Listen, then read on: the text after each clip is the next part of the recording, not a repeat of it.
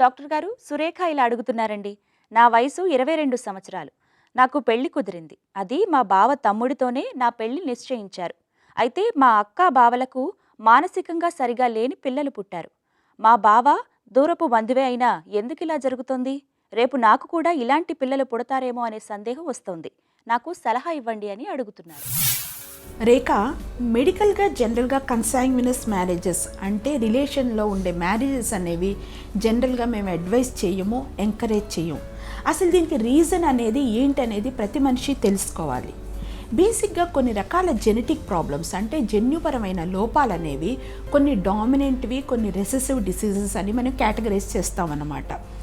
So dominant diseases అనేవి ఆ particular వ్యక్తిలో ఉంటే డెఫినెట్గా ఆ పిల్లలకు వచ్చే ఛాన్సెస్ ఎక్కువగా ఉంటుంది అని మనం చెప్పచ్చు. అలాగే కొన్ని రకాల జన్యుపరమైన లోపాలు మనం రెసెసివ్ కండిషన్స్ అంటాం అన్నమాట. అంటే ఇవి ఆ పర్టికులర్ వ్యక్తిలో అవి కనిపించవు, కానీ ఆ జన్యుపరమైన లోపం అనేది ఆ వ్యక్తిలో ఉంటుంది.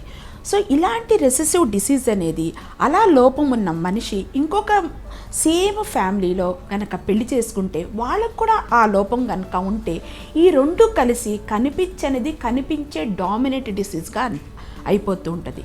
ఇలా కన్సాంగ్వినస్ మ్యారేజెస్లో పైకి వ్యక్తి నార్మల్గా ఉన్న జన్యుపరమైన లోపాలు వచ్చే ఛాన్సెస్ నార్మల్ పాపులేషన్ కంటే కొంచెం ఎక్కువగా ఉంటాయి.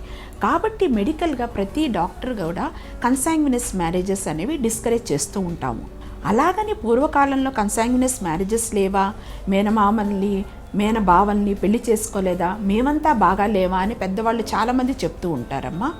కానీ చెప్తారు అంతా బాగున్నంత వరకు ఎవరికి ఏం ప్రాబ్లం ఉండదు, హ్యాపీ మ్యారేజ్. బట్ ఏదన్నా ఇలాంటి రెసెసివ్ కండిషన్స్ ఉన్నప్పుడు కనుక ప్రాబ్లం వస్తే లైఫ్ లాంగ్ అలాంటి చైల్డ్ని పెట్టుకొని బాధపడాల్సిన అవసరం ఉంటుంది.